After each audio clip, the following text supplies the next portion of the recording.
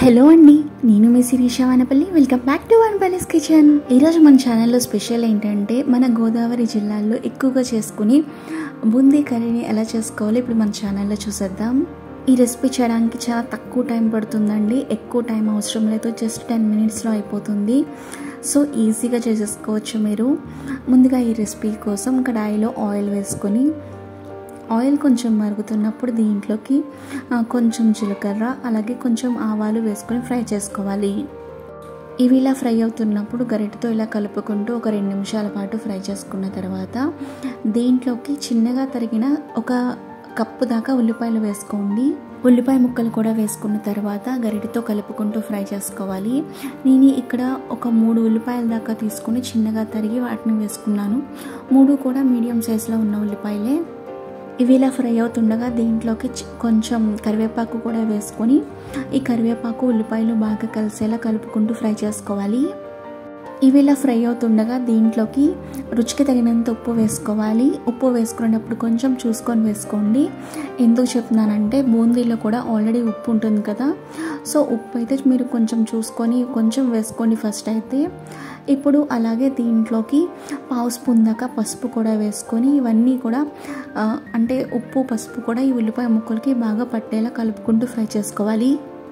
ఉల్లిపాయ ముక్కలు కొంచెం ఇలా మెత్తగా అయిన తర్వాత దీంట్లోకి నేను ఒక టమాటోని చిన్నగా తరిగి దాన్ని ఇందులోకి వేసుకుంటున్నాను. ఇంకా దీంట్లోకి 2 పచ్చిమిర్చి తీసుకుని దాన్ని కూడా చిన్నగా తరిగి వాటిని కూడా ఇందులోకి వేసుకున్నాను. ఇప్పుడు ఈ ఉల్లిపాయలు పచ్చిమిర్చి ఇంకా టమాటోలు కూడా అన్నీ బాగా కలిసేలా కలుపుకుంటూ ఫ్రై చేసుకోవాలి. ఇప్పుడు మనం వేసుకున్న టమాటో ముక్కలు కూడా కొంచెం మెత్తపడేంత వరకు మూత పెట్టుకొని ఫ్రై చేసుకోవాలి. ఒక 2 నిమిషాల తర్వాత మూత తీస్తే టమాటో ముక్కలు కొంచెం మెత్తగా అయి ఉంటాయి.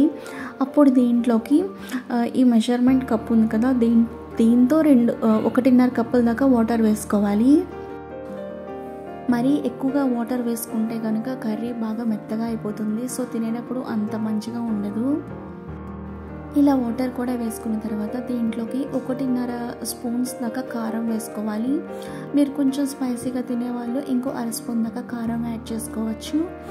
అలాగే దీంట్లోకి 1 స్పూన్ దాకా అంటే చిన్న స్పూన్తో ధనియా జీలకర్ర పౌడర్ కూడా వేసుకొని ఇవన్నీ బాగా కలిసేలా కలుపుకోవాలి. ఇప్పుడు దీన్ని ఇలా ఒక 2 నిమిషాల పాటు ఈ కర్రీని ఇలా ఉడికించుకోవాలండి. మధ్య మధ్యలో గరిటెతో కలుపుకుంటూ ఉండండి. వాటర్ చూసారా, ఇలా కొంచెం బాయిలింగ్ అవుతున్నప్పుడు దీంట్లోకి మనం మెజర్మెంట్ కప్ తీసుకున్నాం కదా, అంటే 1 కప్పు దాకా బూందీని వేసుకోవాలి.